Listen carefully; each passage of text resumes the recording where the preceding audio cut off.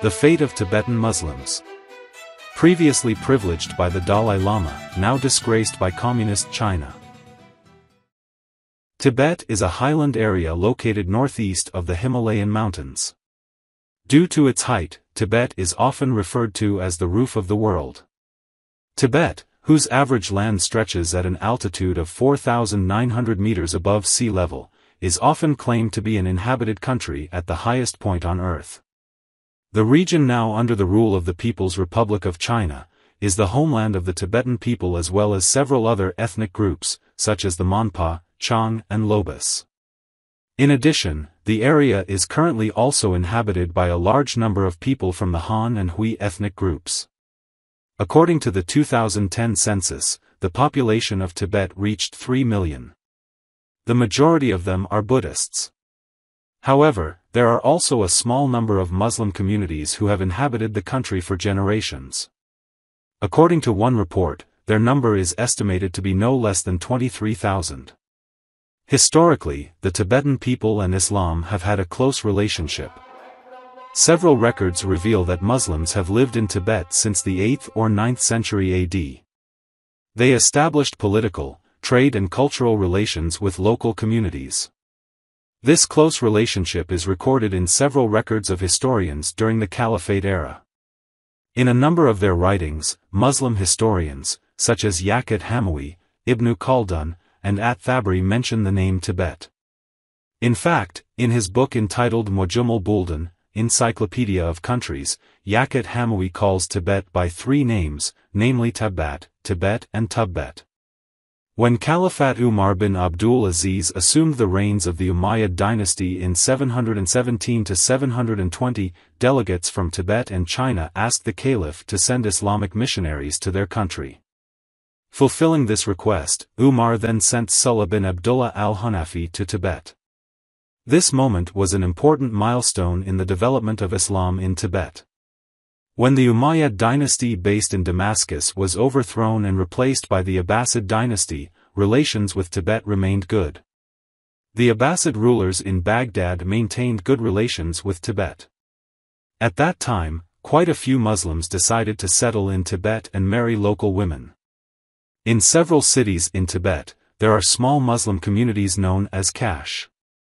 If traced from the history of their origins, their ancestors were most likely immigrants who came from three main regions, namely Kashmir, Kashyol in ancient Tibet, Ladakh, and the Turkic countries in Central Asia. Muslim immigrants from Kashmir and Ladakh first entered the Tibetan region around the 12th century. Even though not many Buddhists converted to Islam at that time, gradually marriage and social interactions led to a significant increase in the Muslim population around the Tibetan capital, Lhasa, wrote Masood Butt in the article, The Tragedy of Tibetan Muslims, published by the Tibetan Bulletin. Apart from the Kash, there are several other Muslim ethnic groups who have inhabited the land of Tibet for a long time, including the Hui, Sala, Dongxiang and Bonan tribes. Apart from that, there is another Chinese Muslim Jaya Kash community, whose traces of descent are still connected to the Hui ethnic group. The arrival of Muslims in Tibet was also followed by the construction of mosques in various regions of the country. There are 4 mosques in Lhasa, 2 in Shigatse, and 1 in Tsaitang. Tibetan Muslim settlements are generally concentrated around the mosques they built. When Tibet was under the rule of the Tibetan kingdom, Muslims lived in peace and quiet. In fact, when the country was led by Dalai Lama V, who lived between 1617 to 1682, Muslims received special treatment.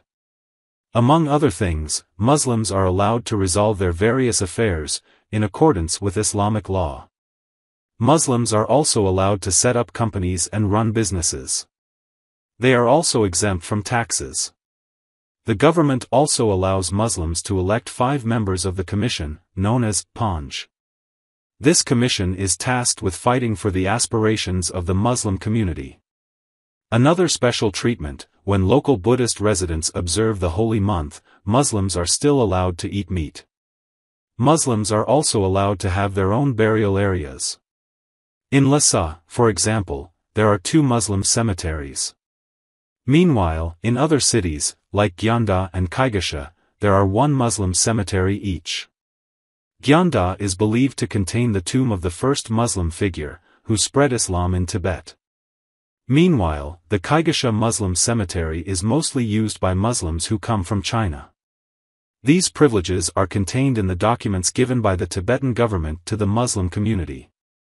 But unfortunately, after the Chinese Communist regime occupied Tibet in 1959, Muslims in this region no longer enjoyed these rights, said Masood Butt in his article. Before the Chinese came, Tibet was an independent kingdom. The king of Tibet was given the title Dalai Lama. The current Dalai Lama, Tenzin Gyatso, is the 14th Dalai Lama. Apart from being a state leader, the Dalai Lama is also a religious leader. The peace and harmony of Tibet collapsed after communist Chinese troops invaded this country in 1950, and then completely annexed this country, to become part of the People's Republic of China in 1951. And in 1959, Communist Chinese troops invaded Tibet again en masse, after riots arose as a result of Tibetan dissatisfaction with China, which they see as invaders. On March 17, 1959, the Dalai Lama managed to escape capture by the Chinese army. He then established a government in exile in Dharamsala, North India. According to a number of international analysts, China is targeting mineral deposits in the bowels of Tibet. Under the control of the Chinese Communist government, the position of minority Muslims has become increasingly squeezed. Chinese authorities pressured Tibetan Muslims to sell their land and buildings. That way, they would be allowed to immigrate abroad.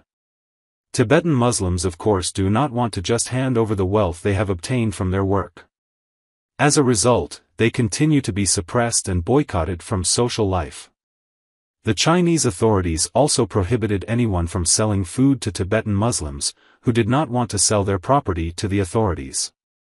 As a result of the boycott sanctions, quite a few Tibetan Muslim parents and children went hungry. Luckily, in 1959, the Indian government issued an announcement that all Tibetan Muslims were Indian citizens. So, since then, Tibetan Muslims have migrated to India in droves, especially to border cities, such as Kalimpong, Darjeeling and Gantok. There are also those who have moved to Kashmir. However, this does not necessarily diminish their identity as Tibetans. The 14th Dalai Lama even praised Tibetan Muslims in Kashmir, who continued to maintain the Tibetan language in their daily lives, despite living almost 6 decades in exile. They are devout Muslims, but deeply influenced by the Tibetan culture of compassion, said the Dalai Lama.